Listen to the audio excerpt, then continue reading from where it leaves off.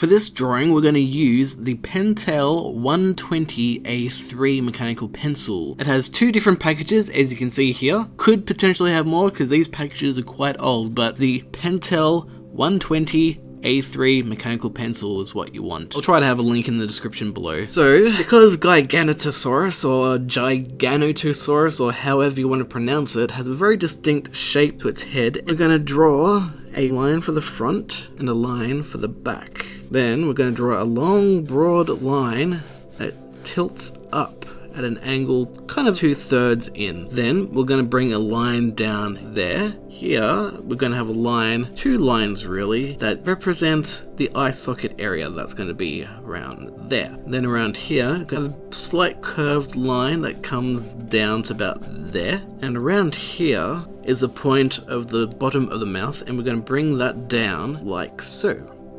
We're going to adjust the shape of the snout also so you can see it a bit better. It has almost a little bit of a Dilophosaurus, Spinosaurus kind of tip looking front of this snout. We'll then bring a line that goes from here to around just left of the middle of the snout, and then we're going to bring a straight line there to the tip. I might just refine it just a little bit. Need to readjust my arm to get the right angle for this large, broad line.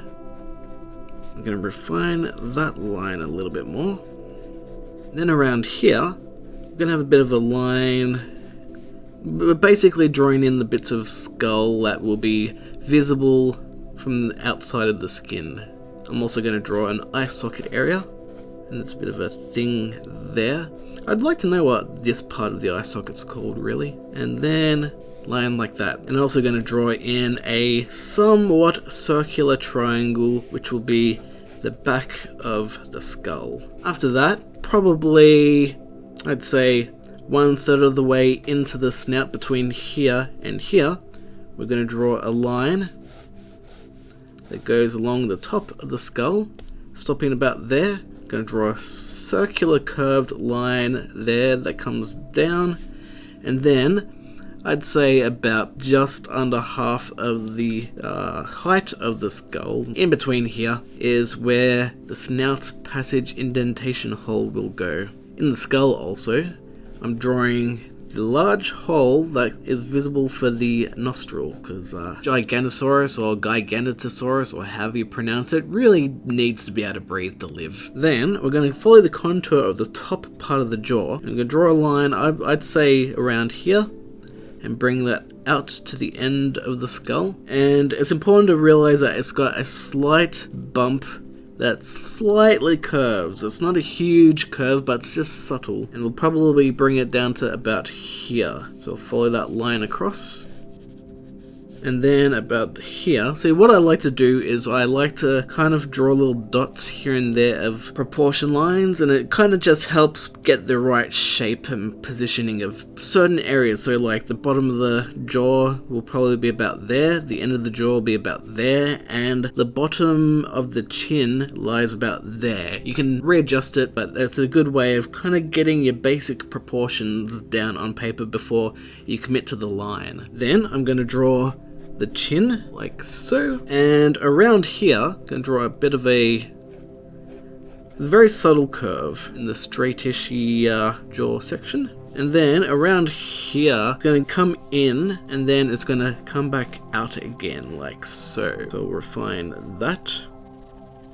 And if you can't get a straight line in one go, just like I can't, it's perfectly fine to do multiple little lines that will construct the general line. You want to get the shape done, and it's also a good way of making sure that, if you don't get the line correctly the first time, you can just adjust at it. So that's looking okay. I'm going to adjust the tip of the snout a little bit, and I'm going to take this opportunity to just look at the overall composition and see if the proportions are looking good. Now we need to refine the tip of the mouth a little bit, and it has a little bit more of an angular, sharp tip in its jaw.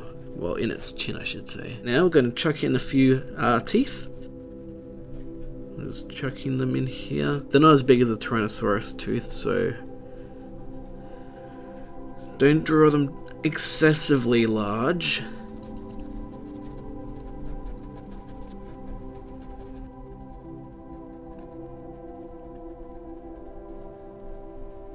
that's a fairly okay spacing. I'm going to draw in 3 teeth fairly close together around here, and that will help make it look like that the jaw is kind of curving in there. I'm going to draw some teeth there, a tooth there, tooth there, and then they get smaller. Draw your teeth curving back. So draw a few teeth there as well. Some of them small, some of them are big. Gives a nice natural look to them. Some of them being bigger and some of them being smaller. And we'll do the same for the bottom tip of the chin like we did for the tip of the snout, like that. And now that we've got that part done, there is along here a fairly sort of bumpy, rocky looking kind of strip. So probably a rocky bit of bone that shows up on the head of the skull. And I'm also going to refine this area a little bit, making it kind of sharp around there. And it's actually this long, broad, bony ridge along the snout. That's kind of what caused me to want to draw it in the first place. It had an interesting shape to its snout. So I'm going to now refine a little bit more around the skull, because now we're going to be using elements of the skull for positioning bits of skin folds and corners. So I'm going to add not an entirely connected line. When you draw sort of lines that don't connect fully, it gives it a more of an impression that it's indented rather than an actual hole. And I'm going to do the same for that around here. I'm going to erase some of that foundation line. And I'm probably not going to worry too much about that circular bit in the eye socket anymore. Just going to focus there, and I'm going to draw an eye. I'm going to assume that the eye kind of fits in around that part of the eye socket. So I'm going to have it about there. And draw some curved eyelids. Then I'm going to add in a bit more bony nature in the eye socket ridge. It's very bony up around this area, so I'm just kind of drawing little lines here and there. I realize that I probably drew that too fast, but that's just kind of the way that I draw. I'm trying to slow down a little bit so you can kind of get an idea. I'm drawing lots of little bump bits, and that's a good way of drawing sort of bony ridges. Just draw little bumpy lines. I'm going to be refining that a little bit more because I'm not quite happy with how it looks, but for now I'm going to use the back of the skull. I'm going to refine this hole a bit more. I'm going to use the back of this skull, and that will help add to the overall proportions and figuring out how exactly the eye is going to be completed. So I'm just going to draw the back of this head like so. It goes out to about there. I assume that the neck vertebrae will be out like that. So I'm going to draw some kind of above the head, behind the top of the neck basically. Just some sort of skin lumps that will represent the folds of what would be the neck. And I'll do the same down here. I'm now going to make this part a bit stronger, more dominant. I think that will help the overall look of the head. I'm going to add some more sort of lines around here to help make it look like it's connecting to a neck. I'm going to draw some membrane in between the lips, like so. And I'm going to add in some of my little lines that I like to add, some little subtle skin detail along there. And then some little veiny looking lines, and I also like to put in a little few dots now that I've been looking at how they do the membrane for the Jurassic Park and Jurassic World dinosaurs, and they have little dots and little bits of skin detail on that membrane part. And around here I'm thinking that maybe that the indentation of the skull might not be all that visible, so I'm gonna just make some lines here. Probably would have been better off if I had erased the snout line first. I'm gonna erase a whole lot. And draw some lines there. And then starting off the impression of the snout Sometimes it may not necessarily be visible, the snout indentation hole that some dinosaurs have their snouts visible in. I'm going to draw a nostril up around here, like so. Now I'm going to draw some more detail in around this area, and I'm going to work on some more of those bony ridges.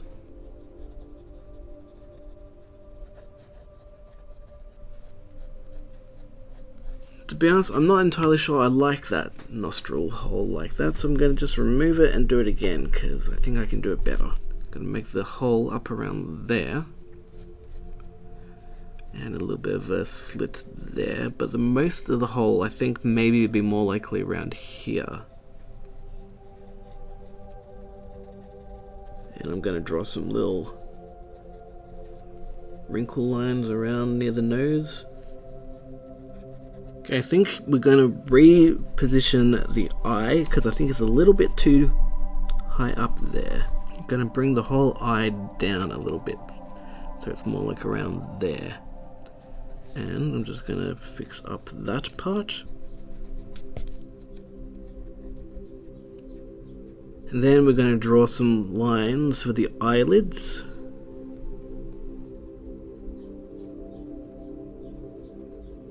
Now we're going to add some even more wrinkles and sort of fleshy detail in the eye socket. I'm adding very subtle lines there. Now I'm going to tidy up around here and add more subtle indentation lines that make it look like that there's an actual indentation there, but it's not like there's a hole. And we're going to decide if we're going to have a slit in the eye, but because dinosaurs are generally now considered to be related to birds, I'm thinking that having a round pupil is probably the best course of action. Might have the eye big like it's a eagle or something. Add some more texture in there. I'm also going to fix it up around here because I think that line is way too dark.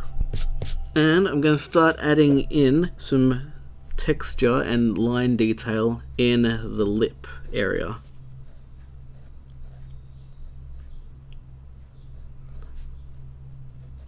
I'll make the lines a combination of long and short lines.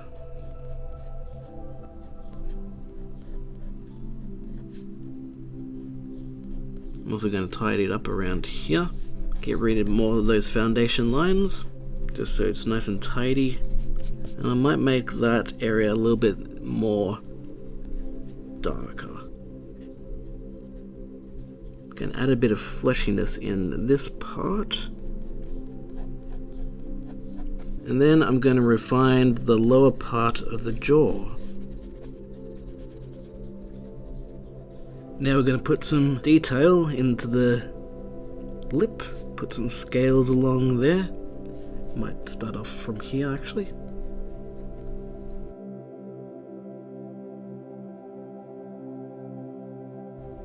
I'm going to put some bigger scales along here and also along here, but I'm kind of thinking going along sort of a flat style.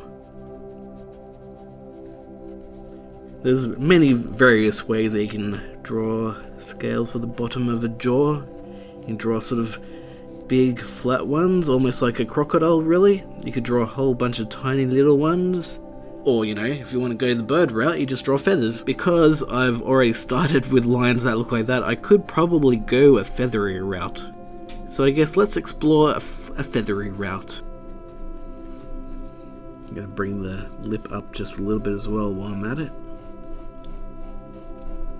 And that means I'm going to also have to lightly erase some of that and bring the teeth up a little bit more.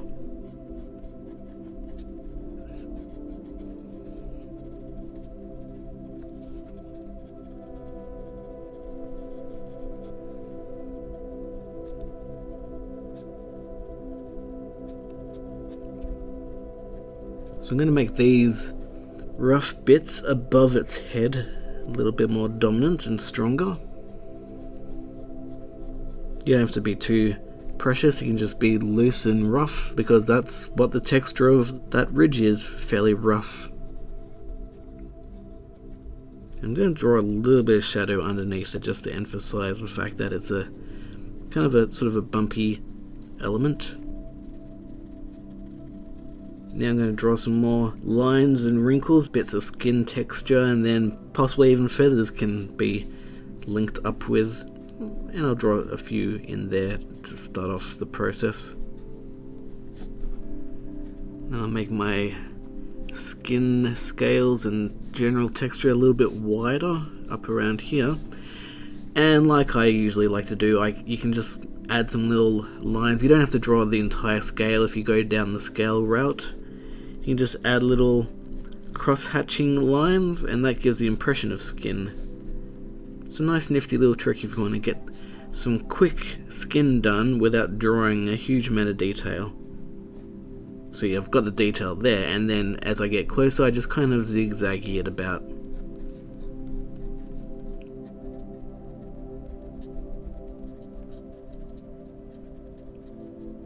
Might make some of the skin wrinkles a little bit stronger down here.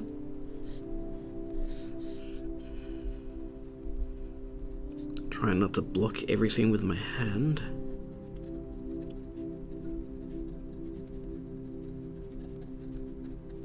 Might add some little wrinkles down there for the nose.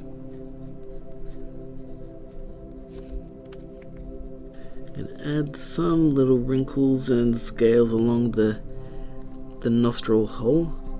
And I'm going to make that nostril darker as well. Adding some wrinkles and lines. Going to add some more lines up around there. Generally speaking, the placement of the lines aren't overly important. I mean, you can have some sort of main guiding lines, but otherwise, just put lines in where you think there needs to be a bit of balance. For example, here, there's not much going on, so I'm just putting some lines in there. Not much going on there, so I'm putting some lines in there. But around there's plenty of lines, so I don't have to put as many there. And there's a bit of skin texture, and I might put some protofuzz, or whatever you call it.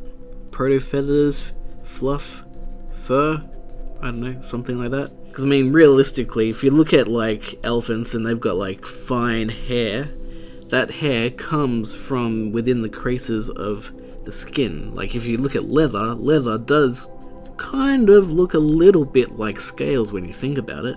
So it might make some of the feathers a little bit stronger in some areas. Like I'm kind of thinking that the feathers would, if Giganotosaurus, however you want to pronounce it, if it does have feathers, I don't know, I haven't done a huge amount of research on it, but if it does have feathers, it probably was mainly for insulation, so it'd probably be more like, you know, fluff. So I might add little bits of shadow, just bits and pieces here and there, just colour in a bit of a fluff tuft. And that'll give it a little bit of an impression of some feathers. Because as people in the comment section and other areas like to always point out, science doesn't care about your feelings. So if there's scientific evidence that all dinosaurs had feathers, then yep, they had feathers, I guess. But on the same token, I've heard that Triceratops. Imagine a Triceratops full of feathers. Hey, maybe I should draw that just for the lols. And then I'm going to put some scales along here. But because this is a jaw area, I don't think there'd be as much scale. I'll just put in where I feel like it needs to go. Might put some feathers there, or fur, whatever you want to call it. Then I'll put some skin wrinkles. And just for the sake of it, let's make his eyebrows look a little bit angrier, so he looks a little bit more ferocious. I might put some fluff in there. I mean, normally I would put scales around here, but I might put some scales up around here.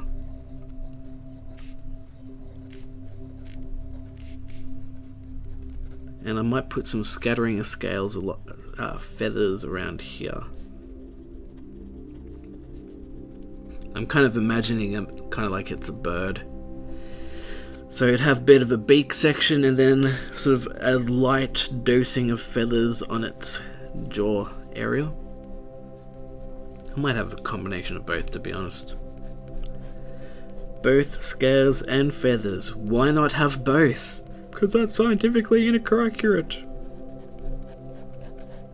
And I'll put some more wrinkles up there. And I think I'm going to go through and just refine this part and try and keep my hand out of the camera view.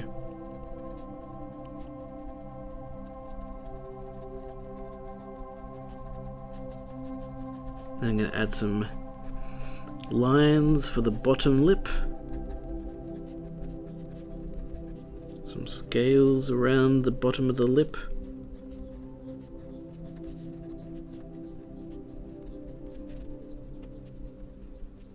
And then put some along there. Now I'm going to chuck in a little bit of detail underneath the chin. Probably draw some scales along there.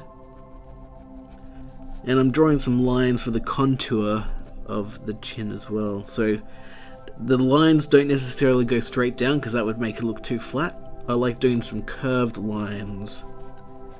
Kind of like eyebrows, I guess. Not eyebrows, eyelashes.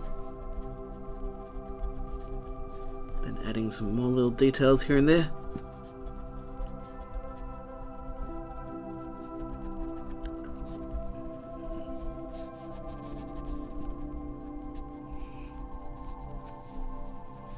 Now I'm going to put a little bit of shading in the teeth. And put a little bit of shadow underneath so it gives a bit of an impression of three-dimensionalism.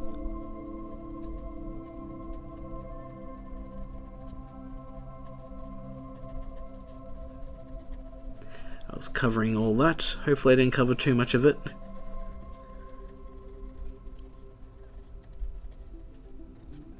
And then I'm going to just darken up little bits and pieces just to finish it up.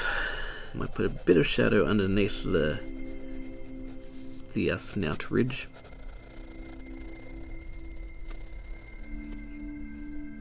When you think about it, Allosaurus and Giganotosaurus, they have very similar skull structures, especially around here. It's this particular part around here that I really like in their skull, so that's why I thought I would try and draw it. I might try Ceratosaurus or whatever it's called soon.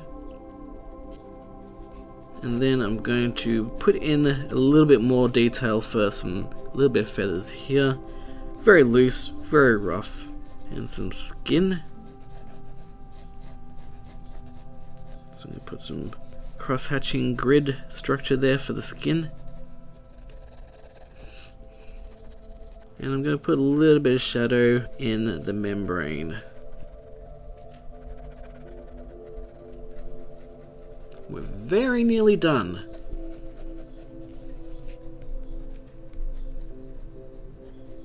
Just going to put a little bit more feathery tufts.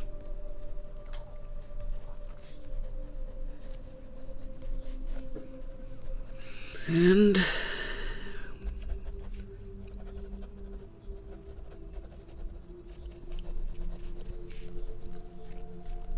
I'm going to put some scales up along the neck.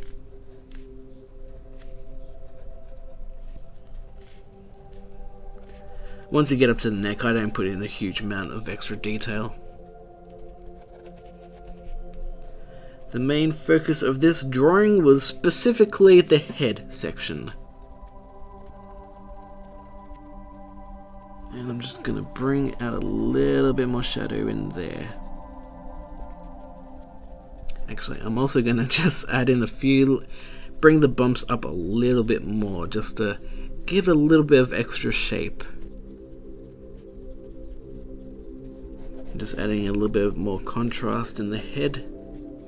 Adding some very light shading, cross-hatching here. Maybe I'll just add in just a few darker teeth behind, just to give that extra impression of 3D-ness.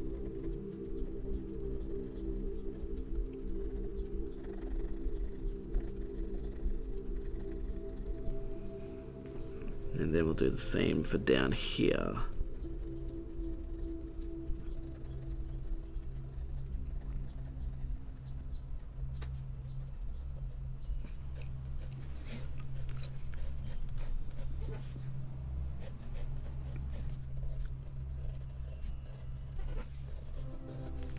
Just adding a few extra little lines just for extra little bits of detail. So that pretty much covers it for this tutorial on how to draw a Giganotosaurus, or Gigantosaurus, however you want to pronounce it. If you like this video, be sure to give it a thumbs up, and if you want to check out even more videos like this, be sure to subscribe and hit the bell notification so you don't miss out on my future videos. I've even got a huge gallery of other videos you can check out if you want. But with all that being said, thank you so much for watching, hopefully you enjoyed it, and I'll catch you next time. Cheerio for now.